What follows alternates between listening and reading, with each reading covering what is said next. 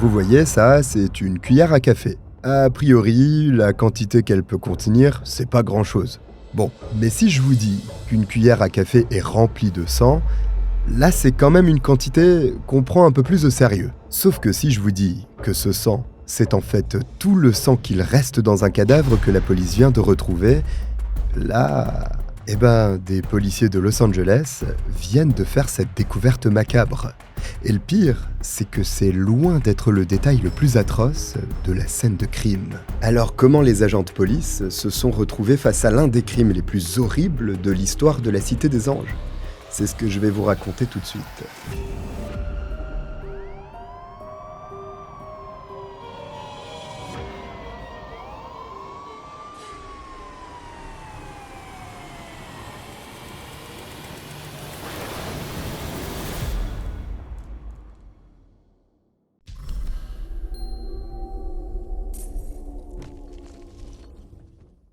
Bonjour, je suis le Cogiteur, bienvenue pour cette nouvelle affaire criminelle.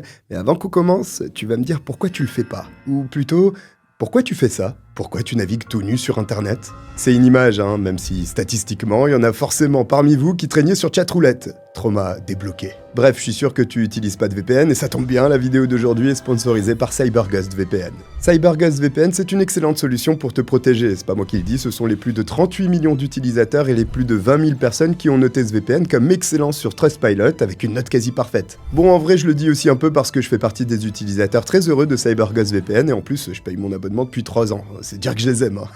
Un VPN, c'est essentiel pour protéger ta vie privée numérique parce qu'autrement, c'est pas le cas, même en mode incognito. Ton fournisseur d'accès Internet, le service informatique de ton école ou de ton entreprise, le routeur Wi-Fi de ton domicile et même les sites web que tu visites savent toujours qui tu es et suivent tes moindres faits et gestes. Et il y a quelques sites de documentaires sur la reproduction humaine, tu veux pas qu'ils sachent qui t'es, Si tu vas sur un réseau Wi-Fi public, ce sont tes mots de passe, tes coordonnées bancaires, toutes tes infos personnelles que tu mets en péril. La muraille à ces intrusions dans ta vie privée, c'est CyberGhost VPN. Ce VPN crypte et redirige 100% de son trafic via des serveurs sécurisés, de sorte que personne ne connaisse rien de ton activité en ligne. Ça se fait en 2 clics et CyberGhost possède 11 000 serveurs dans plus de 100 pays, prêts à répondre à tous tes besoins. En plus, avec ce VPN, j'ai pu gagner de l'argent sur mes billets d'avion ou certains abonnements. Bon, ces petites économies, ça a pas plu à l'État, il a dit non, ça je reprends. Avec CyberGhost, tu peux changer ta localisation, tu peux aussi débloquer les bibliothèques de plus de 40 plateformes de streaming telles que Netflix, Amazon Prime et plein d'autres encore. Si t'aimes le sport, les animés, les comédies romantiques comme Rambo 2 Premier Sang, t'auras plus aucun programme géorestreint.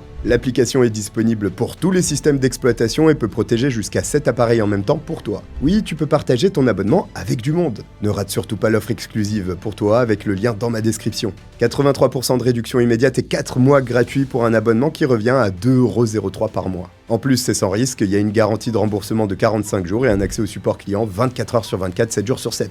Protège tes données numériques avec mon lien en description. Allez, on commence. Dans certaines régions d'Ukraine, il existait autrefois une tradition ancestrale qui voulait qu'une femme venant d'accoucher reçoive une aide de la part des femmes de sa famille. Cette coutume s'appelait les Odwitki, des visites organisées pour soutenir la jeune maman. Ses proches lui apportaient tout ce qui était nécessaire à sa récupération. Miel, pain, gâteaux, céréales, mais aussi des vêtements tricotés pour le nouveau-né. Pendant plusieurs semaines, elle pouvait donc se permettre de se consacrer entièrement à son enfant. Mais attendez, ils viennent de nous voler la CAF là ? Cette pratique est aujourd'hui largement tombée en désuétude à cause de l'urbanisation et de la modernisation en général. Pourtant, cet héritage a traversé les générations. C'était une chaîne de solidarité féminine ancrée dans la culture populaire ukrainienne. Olga Kassian connaît cette tradition par cœur, parce qu'elle l'a vécue avec la naissance de sa propre fille, Yana, 30 ans en arrière. Alors, quand cette dernière lui a annoncé sa grossesse depuis les États-Unis, elle savait d'avance que le moment venu, elle traverserait la moitié de la planète pour être à ses côtés.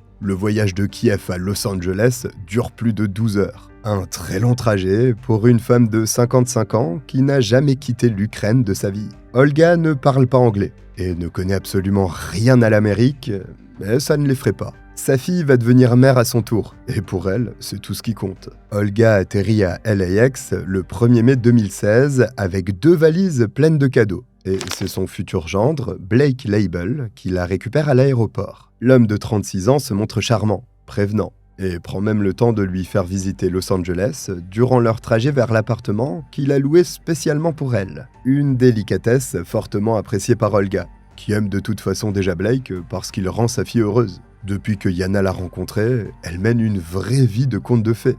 Pourtant, quelques années auparavant, son existence était bien différente. Née le 27 janvier 1986 à Kiev, elle grandit dans l'Ukraine post-soviétique. Sa mère travaille dans le secteur médical et son père sur un chantier naval. Il n'est cependant plus fait mention de lui dans les sources par après. Il est donc possible qu'il soit décédé quand Yana était enfant ou que ses parents aient divorcé. Ce qui est sûr, c'est que la famille Kassian a toujours vécu modestement. Yana est une brillante élève. Et au départ, elle se passionne pour le droit, qu'elle étudie d'ailleurs à l'université. Après l'obtention de son diplôme, elle trouve un emploi de procureur au service des impôts et se spécialise dans la fraude fiscale. Un poste respecté, mais loin de satisfaire ses ambitions. Yana voit plus grand. Elle veut quitter l'Europe de l'Est pour tenter sa chance en Amérique. C'est ainsi qu'en 2014, à l'âge de 28 ans, elle obtient un visa étudiant pour les États-Unis. Sa destination, Los Angeles, l'Eldorado de toute personne en quête de célébrité. Une fois arrivée en Californie, Yana se lance dans le mannequinat. Sa beauté slave et son charisme lui ouvrent rapidement des portes. Elle enchaîne alors les castings, les séances photos, et commence à prendre part à des soirées mondaines. C'est en mettant un pied dans ce milieu qu'elle croise la route de Blake Label, début 2015. Il est grand, brun, séduisant, et dégage l'assurance tranquille, propre aux gens nés dans l'opulence. Eh oui, Blake est issu de 2 familles riches. Il est romancier, dessinateur de BD et même scénariste. Enfin, il a l'air surtout très pistonné. Mais ses projets hollywoodiens ne manquent pas de mettre des étoiles dans les yeux d'Iana. Elle vient à peine d'intégrer ce monde de strass et de paillettes, donc beaucoup de choses lui sont encore inconnues. L'attirance de Yana pour Blake est réciproque. Ils forment donc rapidement un couple et il la prend sous son aile. Il l'emmène dans les meilleurs restaurants de Beverly Hills, lui fait rencontrer des producteurs et même quelques acteurs connus. Pour Yana, c'est un changement de décor radical. Originaire d'un pays où les opportunités se font rares, elle se retrouve soudain propulsée dans l'élite californienne. Pour elle, Blake a tout de l'homme parfait.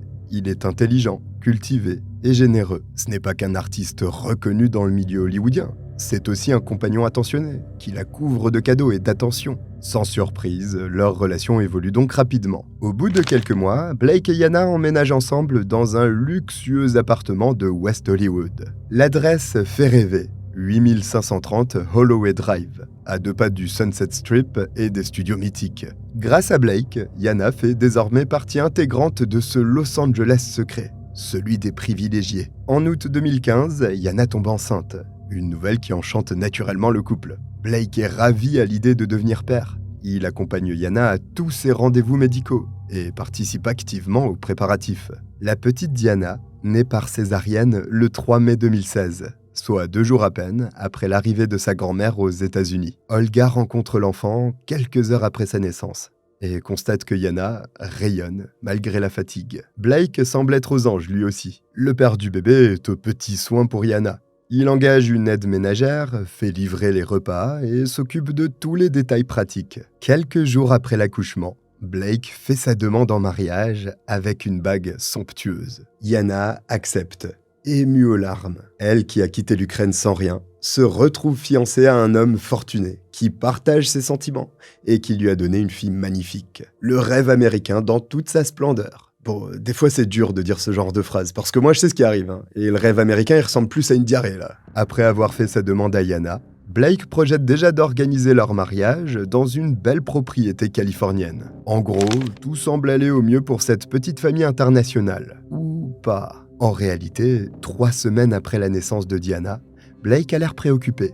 Il paraît soucieux, comme hanté par des pensées qu'il ne partage pas. Quand Yana lui demande ce qu'il tracasse, il évoque des problèmes familiaux complexes, des histoires d'héritage qui concernent aussi son frère. Blake soutient que ce n'est rien de bien sérieux, juste des contrariétés passagères qui se résoudront d'elles-mêmes. Ça vous étonne si je vous dis que c'est complètement faux et que ce qu'il cache est beaucoup plus grave que ça? Parce que oui, Blake Label n'a en réalité rien du gentleman respectable qu'il prétend être.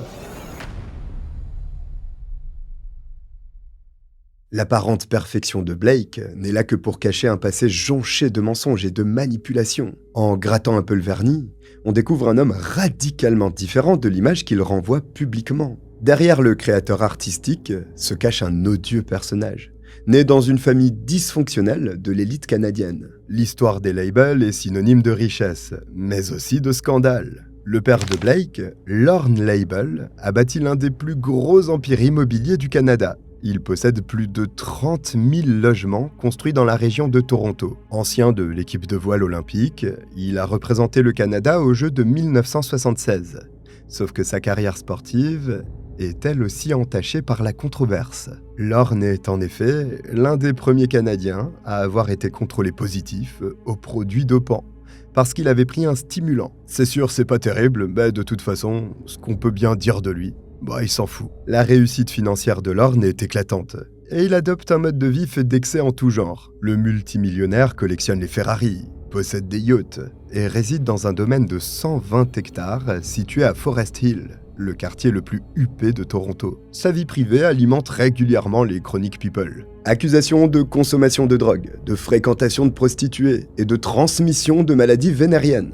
Tout y passe. Le rêve canadien apparemment. Lorne dément fermement chacune de ces allégations, mais il ne peut se défaire de son image sulfureuse. Du côté maternel de Blake, la fortune a été transmise par Paul Chittell, un homme qui a créé Alros Products, une entreprise devenue un empire du plastique. À sa mort, sa fille, Eleanor, hérite de la société à succès et d'un patrimoine évalué à plus de 12 millions de dollars. Cette double hérédité place Blake et son frère Cody au cœur de l'élite économique canadienne. Leurs parents se séparent durant leur adolescence.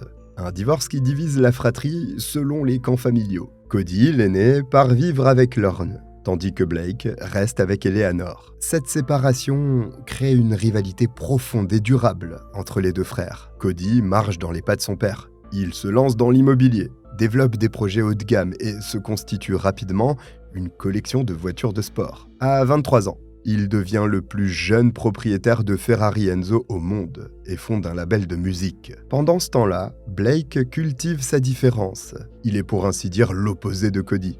C'est un introverti passionné de bande dessinée et de jeux vidéo, qui veut devenir artiste. En 2004, Blake s'installe à Los Angeles, parce qu'il veut percer dans le cinéma. Il a la chance de bénéficier d'une allocation mensuelle de 18 000 $, qui lui évite les contraintes matérielles qu'ont normalement les créateurs débutants, souvent en galère. Blake peut financer lui-même ses projets, louer les meilleurs studios et engager des équipes techniques expérimentées. En 2008, il réalise Bold, une comédie sur un étudiant chauve dont les amis créent un site X pour financer sa greffe capillaire. Malgré un budget confortable pour une petite production, le film ne passe dans aucune salle obscure, et les critiques sont désastreuses. Enfin, en même temps, le scénario est aussi vide que les caisses de l'État français. Une preuve de plus que l'argent n'achète pas le goût ou le bon sens. Blake ne se laisse cependant pas décourager, et enchaîne avec des missions de consultant créatif sur la série animée Spaceballs, dérivée du film de Mel Brooks. Ses connexions familiales lui ouvrent des portes que son talent n'aurait pas suffi à débloquer. En parallèle, Blake développe son projet le plus personnel, le roman graphique Syndrome. Ce livre de 104 pages raconte l'histoire du docteur Wolf Brunswick, un neuropathologiste obsédé par l'origine du mal, qui teste ses théories sur les tueurs en série condamnés à mort qu'il enlève. Au-delà de cette trame totalement conne, l'ouvrage multiplie les scènes de violence graphique, et Blake en supervise personnellement chaque détail. Il choisit les angles de vue, corrige les couleurs, et peaufine les expressions de douleur. Syndrome paraît en 2010 chez Archaia, un éditeur spécialisé dans les romans graphiques haut de gamme. Une publication financée en partie par la société de Blake, Fantasy Prone. L'accueil réservé à l'ouvrage par le public est mitigé. Certains saluent l'audace artistique qu'il y a derrière, quand d'autres dénoncent une forme de complaisance dans l'horreur. Syndrome ne se vend pas très bien, mais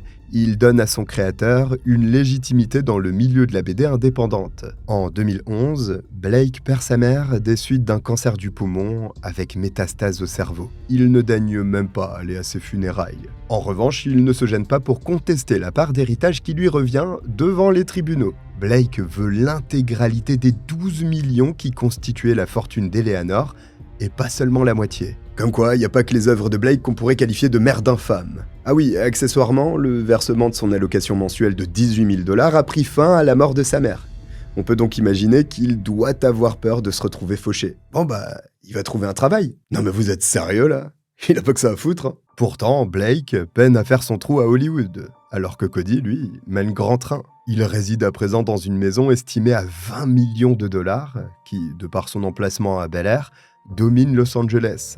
Mais surtout, Cody participe aux parties de poker les plus exclusives de la côte ouest. Ces parties privées réunissent le gratin hollywoodien. Et des grands noms, comme Leonardo DiCaprio, Tobey Maguire, Ben Affleck ou encore Matt Damon, y prennent part. Les enjeux de ces parties dépassent régulièrement le million de dollars. Et elles se déroulent dans des suites palatiales de Beverly Hills ou des villas de Malibu. Cody évolue dans un milieu où se côtoient vedettes, milliardaires texans et mystérieux hommes d'affaires russes. C'est vrai, certains participants ont des profils assez troubles. Blanchiment d'argent, connexion mafieuse ou fortune d'origine douteuse, quelques-uns d'entre eux mènent clairement une vie à la GTA. Peu à peu, Blake développe une étrange obsession pour les activités de Cody, par peur qu'il ne contracte des dettes énormes auprès de créanciers dangereux. En réalité, ces craintes sont complètement infondées. Parce que si son frère perd parfois effectivement de grosses sommes d'argent, il en a bien assez et ne doit rien à personne. Cette lubie est simplement révélatrice de la jalousie de Blake, qui ne supporte pas que Cody réussisse tandis qu'il stagne. Son frère a tout ce que Blake rêve d'avoir. Il a bâti sa propre fortune, il est populaire, et cerise sur le gâteau, il est respecté par leur père. L'échec relatif de sa carrière hollywoodienne n'arrange rien. Elle ne fait qu'exacerber son sentiment d'infériorité. Blake accumule les frustrations. Projets refusés, films ignorés et reconnaissance artistique limitée. En 2006, il rencontre une dénommée Amanda Brown durant une soirée à Beverly Hills. Cette ancienne mannequin de 30 ans sort d'une relation toxique avec Andrew Alchek, un gestionnaire de fonds spéculatifs qui finira d'ailleurs en prison pour escroquerie. Amanda apprécie le côté posé de Blake, qu'elle trouve très différent de son ex violent et impulsif. Après plusieurs années de relation, le couple se marie en 2011, au cours d'une cérémonie fastueuse qui a lieu à Malibu. Amanda est à ce moment déjà enceinte de leur premier fils. Pendant 4 ans, ils incarnent le couple parfait et l'élite californienne. Ils ont une belle maison à Beverly Hills, un enfant adorable et d'ambitieux projets artistiques. Mais à l'été 2015, Blake change brutalement de comportement. Il devient colérique, imprévisible. Et ses obsessions pour les affaires de Cody virent à la manie. C'est simple. Amanda ne reconnaît plus l'homme qu'elle a épousé.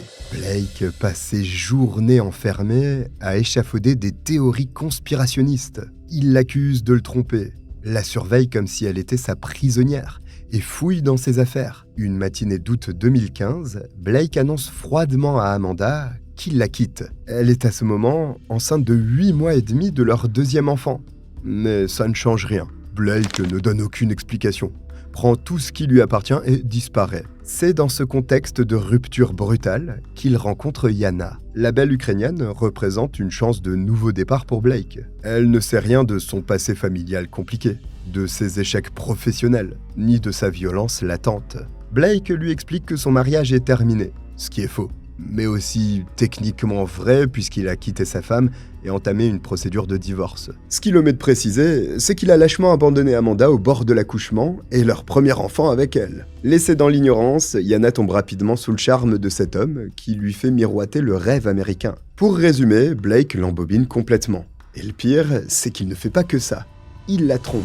L'homme entretient simultanément une relation avec une certaine Constance Bucaferi. Cette scénariste de 35 ans travaille sur de gros projets, comme La Reine des Neiges ou le nouveau Aladdin de Disney, encore en production à ce moment-là. Non content d'être infidèle, Blake achète une maison à Constance, un logement situé à seulement quelques kilomètres de l'appartement qu'il partage avec Yana. Il jongle ensuite entre les deux femmes à loisir, inventant des déplacements professionnels pour justifier ses absences. Le tout alors qu'il est toujours légalement marié à Amanda, rappelons-le. Blake se révèle particulièrement doué pour cloisonner ses vies parallèles. Et Yana ne se doute pas une seule seconde du fait qu'elle n'est pas seule. Cette situation est grisante pour Blake.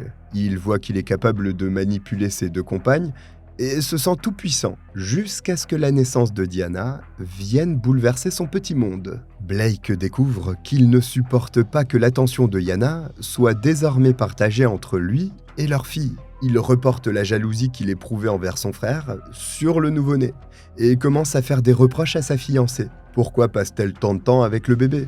Pourquoi ne s'occupe-t-elle pas plus de lui comme avant ? Yana se remet péniblement de sa césarienne.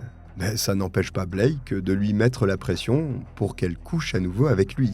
Il lui dit ouvertement que si ses besoins sexuels ne sont pas satisfaits, il ira voir ailleurs. Ouais, sauf qu'il le fait déjà. Blake se montre de plus en plus contrôlant. Alors pour l'apaiser, Yana accepte que Diana aille vivre temporairement chez sa grand-mère. Un arrangement déjà complètement délirant, qui ne suffit pourtant pas à Blake. Il veut une soumission totale et une disponibilité absolue. Le 20 mai 2016, son attention est pourtant soudainement accaparée par autre chose. En effet, sa perversité et son vice viennent de se retourner contre lui. Blake apprend que Constance a porté plainte contre lui pour agression sexuelle. Elle l'accuse de l'avoir violée dans la maison qu'il lui avait offerte. Blake est arrêté, menotté et conduit en garde à vue pendant que sa photo d'identité judiciaire fait le tour des médias locaux. Quand elle reçoit l'appel de Blake, qui lui demande de venir payer la caution de $100 000 nécessaire à sa sortie de prison, Yana tombe de 15 étages. C'est de cette façon qu'elle découvre l'existence de Constance et comprend qu'elle a été dupée depuis le début. Yana s'aperçoit que l'homme qu'elle croyait connaître n'existe tout simplement pas. Blake lui a menti sur à peu près tout ce qui le concerne. Pour elle, c'en est trop. Elle décide alors de prendre ses affaires et de partir s'installer dans l'appartement d'Olga avec Diana. Elle réfléchit à son avenir et envisage de rompre définitivement avec Blake. Mais ce dernier n'a nullement l'intention de la laisser partir. Comment cette Ukrainienne, qui n'était personne avant de le rencontrer, ose-t-elle même imaginer le quitter ? Blake a basculé dans un délire où seul compte sa volonté de contrôle absolu. Si Yana ne veut plus de lui, elle ne lui laisse pas le choix. Il doit la punir pour sa rébellion. Les fantasmes violents qu'il avait couchés sur papier dans Syndrome envahissent alors son esprit. Pour Blake, il est temps que son œuvre morbide devienne une réalité. Et le cobaye est déjà tout trouvé. Après l'arrestation de Blake et la découverte de ses mensonges, le moral de Yana est au plus bas. Le 23 mai 2016, elle essaie donc de se changer les idées, en proposant à Olga de venir faire du shopping avec elle. Diana a besoin d'une poussette, et une sortie mère-fille leur fera du bien à toutes les deux. Dans le magasin, Yana semble enfin plus détendue. Elle essaie différents modèles de poussettes, demande conseil à Olga et rit avec la vendeuse. Jusqu'à ce que son téléphone se mette à sonner frénétiquement. C'est Blake qui lui envoie message sur message. L'expression de Yana change à ce moment-là. Elle lit ses textos en fronçant les sourcils et répond brièvement. Au bout de quelques minutes, elle annonce à Olga qu'elle doit se rendre immédiatement chez Blake parce qu'il a besoin d'elle. Puis, sans donner plus de précision, elle s'en va et laisse sa mère en plan dans le magasin. Olga regagne alors son appartement avec Diana, le cœur lourd et plein d'inquiétude. Le lendemain, le 24 mai, elle essaie de joindre Yana pour savoir si tout va bien. Mais son téléphone sonne dans le vide, et les messages qui lui sont envoyés restent sans réponse. Olga patiente jusqu'en fin de journée, puis elle tente d'appeler Blake. Malheureusement, son téléphone est sur messagerie. Cette situation angoisse profondément la mère de Yana. Elle la connaît par cœur, et ne sait que trop bien qu'elle ne disparaît jamais sans prévenir. Surtout en sachant que Diana, qui n'a que 3 semaines, est chez sa mère. Le 25 mai, Olga commence vraiment à paniquer, parce qu'elle n'a toujours aucune nouvelle de Yana. Elle décide donc de se rendre directement chez elle. Devant l'immeuble de Holloway Drive, Olga sonne à l'interphone. Mais personne ne répond. Sauf que la lumière est allumée dans l'appartement du couple situé au premier étage. Il y a donc forcément quelqu'un. Olga appelle sa fille en criant depuis la rue. Mais si une silhouette masculine apparaît brièvement à une fenêtre ouverte, l'homme la ferme et disparaît aussitôt. C'était Blake. Olga en est sûre. Elle l'a reconnu et se demande pourquoi il l'ignore volontairement. Où est Yana ? Bien décidée à faire la lumière sur cette question, Olga profite de la sortie de l'un des résidents de l'immeuble pour se faufiler à l'intérieur. Dans le couloir du premier étage, elle tambourine sur la porte de l'appartement 327. Mais elle n'obtient strictement aucune réponse. Une situation qui met Olga en rage. parce qu'elle sait que Blake est là. Elle l'a vu. Par conséquent, elle décide d'appeler le 911. Et 2 adjoints du shérif du comté de Los Angeles se déplacent. Ils frappent à la porte, s'annoncent, mais là encore, pas de réponse. Le problème, c'est que, étant donné qu'ils n'ont aucune preuve que Yana est en danger, ils ne peuvent pas forcer l'entrée. Les adjoints du shérif sont donc obligés de partir.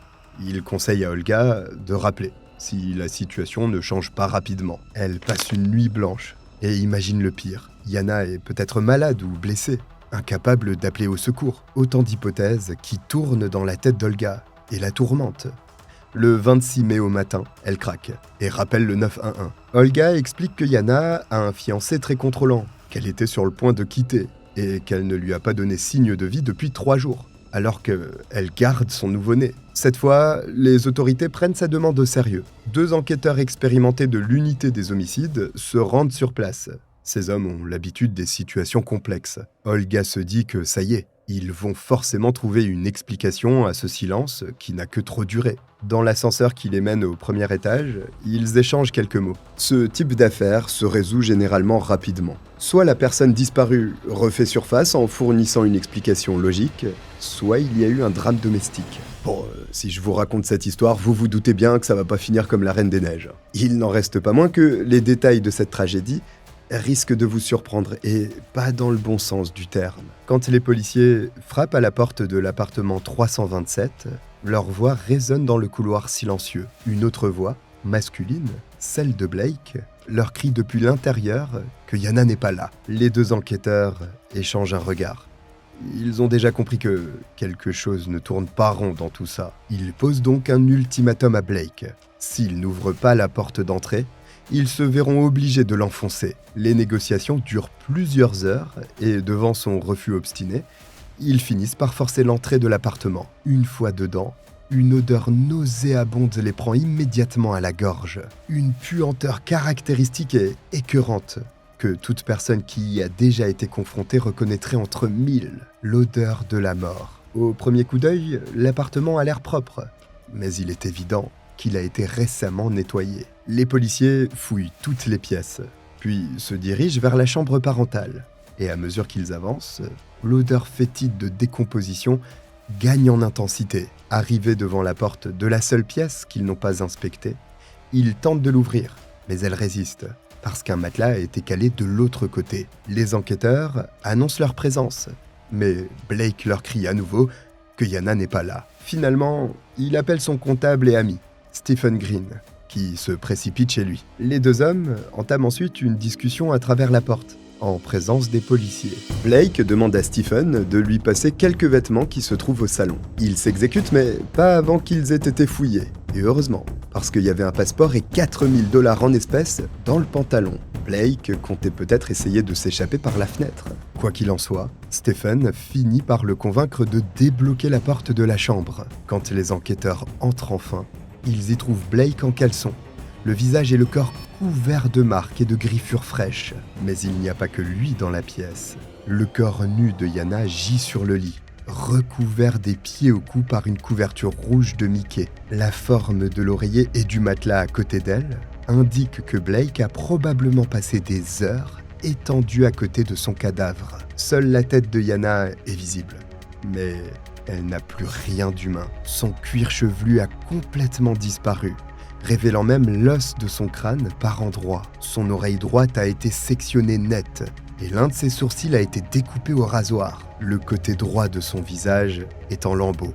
On peut voir une trace de morsure humaine sur le côté gauche. L'un des officiers, qui a pourtant 25 ans d'expérience dans la police, n'a jamais rien vu de tel. Son collègue détourne le regard, pris de nausée. Blake est debout, à côté du lit, parfaitement calme. Les enquêteurs lui demandent s'il sait qui est cette femme sur le lit. Et il répond que oui, c'est Yana. Quand ils lui disent qu'elle est morte, Blake marque une pause, comme s'il la pensait encore vivante.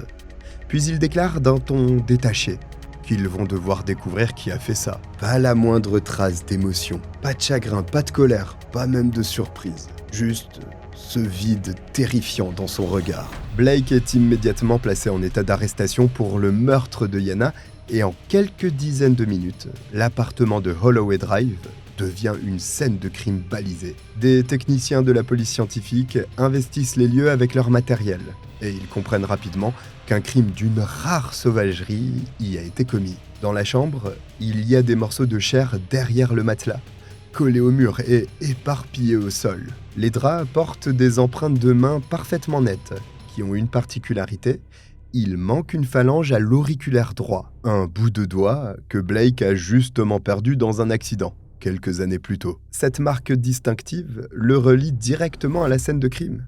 Donc même s'il n'avait pas été physiquement là lors de la découverte du corps, ça n'aurait rien changé. L'analyse ADN préliminaire confirme rapidement que tout le sang retrouvé est celui de Yana. Les experts estiment qu'un corps humain contient environ 4 à 5 litres de sang. Or le sien n'en contient plus qu'une cuillère à café. La jeune maman de 30 ans a été drainée comme un animal en abattoir. Dans la salle de bain, les techniciens découvrent des traces de sang dans le lavabo et les canalisations. Blake a tenté de nettoyer les outils utilisés pour commettre son crime, mais c'était sans compter sur les produits révélateurs utilisés par les policiers. Au fur et à mesure, de nombreux endroits de l'appartement s'illuminent sous le luminol. Il est évident qu'une très importante quantité de sang a été versée un peu partout. Au sous-sol de l'immeuble, une énième découverte macabre attend les enquêteurs. Ils trouvent 11 sacs poubelles qui contiennent des draps ensanglantés, des vêtements souillés et des morceaux de chair humaine. L'oreille droite de Yana est dedans, mélangée au détritus, ainsi que des pans entiers de son cuir chevelu. Blake a jeté sa fiancée par morceaux, comme des déchets. Le médecin légiste, dépêché sur place, a pratiqué des centaines d'autopsies au cours de sa carrière. Il a vu à peu près tous les types de morts violentes. Mais quand il découvre le corps de Yana, il reste sans voix pendant plusieurs minutes. Chaque blessure et trace de sang sont minutieusement examinées. Le moindre détail compte pour reconstituer le calvaire de Yana. Et le rapport préliminaire du médecin légiste fait froid dans le dos. Elle est morte d'un traumatisme crânien et d'une exsanguination. Des mots techniques qui ne rendent pas compte de son martyre. Blake l'a scalpée à main nue, s'aidant parfois d'objets tranchants. Et pendant tout ce temps, Yana était consciente. Les blessures présentes sur ses avant-bras prouvent qu'elle a tenté de se défendre. Les analyses révèlent que Yana est restée en vie pendant au moins 8 heures après le début des mutilations. Oui, 8 heures à subir d'indicibles tortures, à sentir sa vie s'échapper goutte à goutte.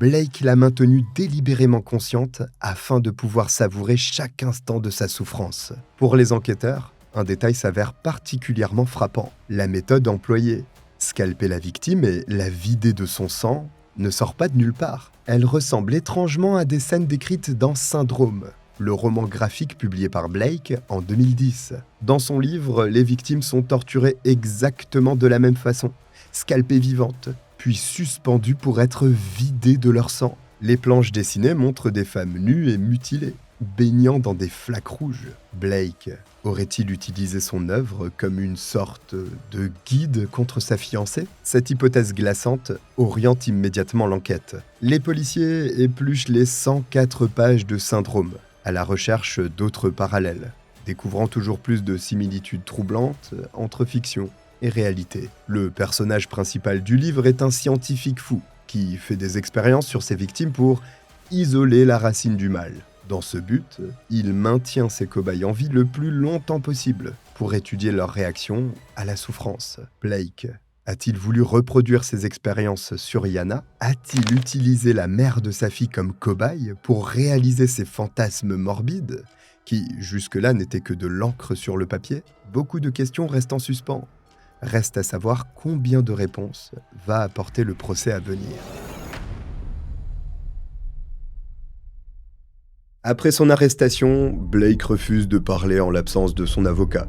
Il est donc placé en détention provisoire au centre correctionnel du comté de Los Angeles. Début juin 2016, le procureur l'inculpe officiellement de meurtre avec préméditation, de torture et de mutilation aggravée. L'acte d'accusation fait 15 pages et la peine de mort est requise. Selon l'accusation, ce crime abject ne mérite rien de moins que le châtiment suprême. L'affaire fait les gros titres de tous les médias américains.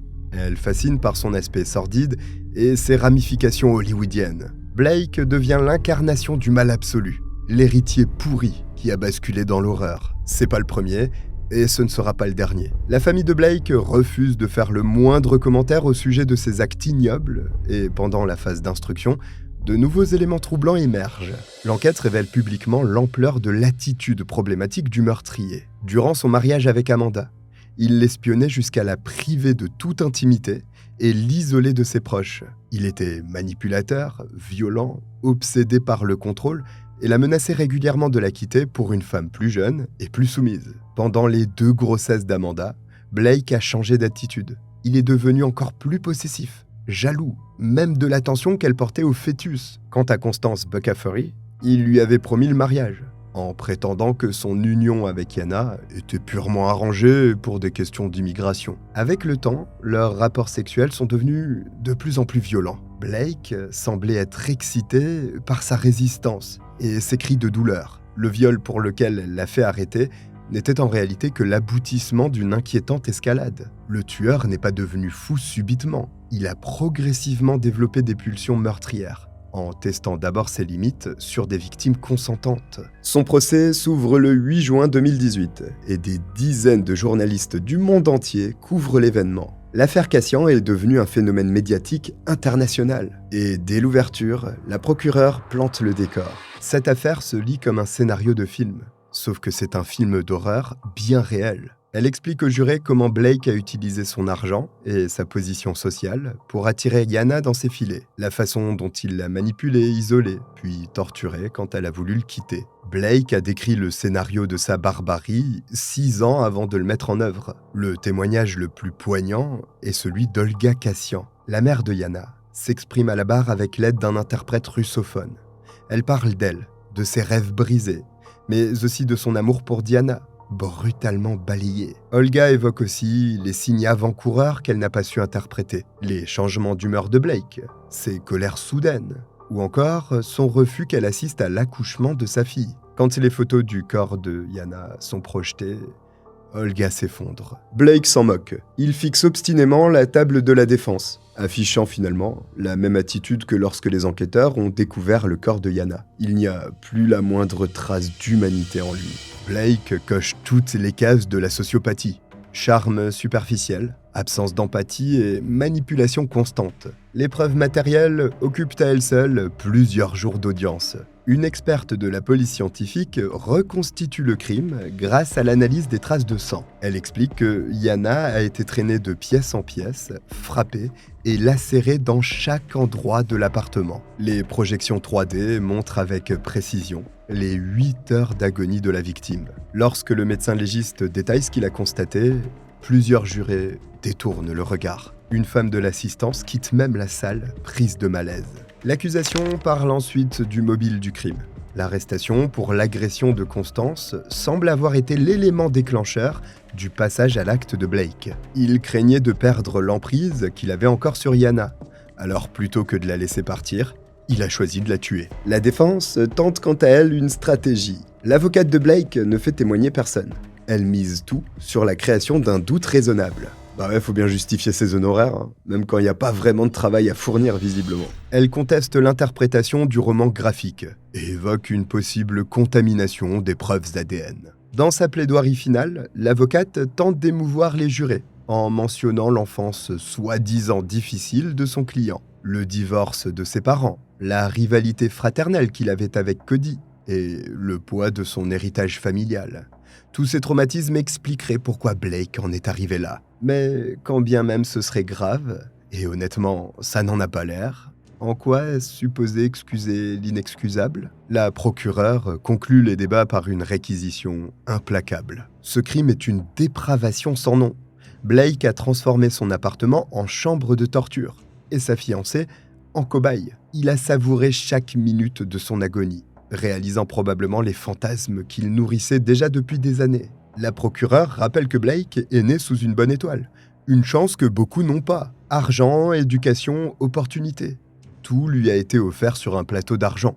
Il a donc choisi le mal par pure perversité, pas par nécessité ou déséquilibre. C'est maintenant au jury de délibérer, et il va le faire pendant seulement 90 minutes. La rapidité de cette prise de décision a de quoi surprendre, parce que, généralement, les affaires capitales nécessitent des heures. voire des jours de réflexion. Le 20 juin 2018, le verdict tombe. Blake Leibel est déclaré coupable de tous les chefs d'accusation dont il était inculpé. Quand le greffier énonce la sentence, il bronche pas. Il sait qu'il risque une condamnation à mort, mais reste figé comme une statue. 6 jours plus tard, une ultime audience détermine la peine définitive. Contre toute attente, le juge renonce à prononcer la peine capitale et condamne Blake à la prison à vie, sans possibilité de libération conditionnelle. Cette décision s'explique par l'accord négocié en amont entre l'accusation et la défense. La famille de Yana préférait éviter les années de procédure en appel qu'entraîne automatiquement une condamnation à mort. Blake ne retrouvera jamais la liberté et mourra derrière les barreaux. Alors pour les proches de la victime, justice a été rendue. L'ex-héritier est transféré à la Sentinella State Prison, un établissement de haute sécurité qui accueille les criminels les plus dangereux de l'État. Il y purge sa peine dans l'anonymat le plus complet. Plus de privilèges, plus de millions qui tombent du ciel, plus de projets artistiques tordus. Juste l'enfermement définitif dans une cellule de 6 mètres carrés. Le 15 février 2019, un tribunal civil accorde 41,6 millions de dollars de dommages et intérêts à la famille Cassian. Cette somme astronomique ne sera jamais intégralement versée. Les avoirs de Blake sont largement inférieurs à cette créance. Mais elle marque symboliquement la responsabilité civile du meurtrier. Après les faits, Olga obtient la garde exclusive de Diana. Plus que tout au monde, Yana voulait que sa fille grandisse aux États-Unis, en citoyenne américaine. Malheureusement, Olga n'a pas les moyens de rester à Los Angeles. La famille, pourtant multimillionnaire de Blake, père et frère compris, n'a jamais versé un centime pour l'aider à élever Diana. Ils n'ont même pas demandé à la voir une seule fois. Ils renient complètement leur petite fille et nièce, comme s'ils voulaient effacer jusqu'à son existence. Olga et Diana ont donc été contraintes de retourner vivre en Ukraine, dans la ville natale de Yana. L'affaire Yana Cassian laisse des cicatrices durables dans le paysage judiciaire californien. Les médias l'ont surnommé le meurtre le plus atroce de l'histoire de Los Angeles. C'est dire. Cette qualification n'est pas usurpée. Rarement un crime n'a atteint un tel degré de cruauté. L'histoire tragique de Blake Leibel et Yana Cassian a révélé à la face du monde ce qu'on sait déjà. Le fait que le privilège et la richesse peuvent masquer les pires déviances. Voici pour cette affaire, sûrement l'une des pires qui existent. Si vous êtes arrivé jusqu'au bout quand même, écrivez Hollywood en commentaire. Merci d'être toujours présent sur les vidéos, ça me va droit au cœur. N'oublie pas de t'abonner à CyberGhost en cliquant sur le lien dans ma description pour bénéficier de 4 mois offerts et 83% de réduction. Protège ta vie privée, débloque du contenu exclusif et fais des économies avec CyberGhost. Tu peux l'essayer sans risque grâce à la garantie satisfait ou remboursé de 45 jours. Si vous avez oublié de vous abonner, vous pouvez le faire. Je vous remercie de m'avoir regardé, je vous dis à très vite. Bye.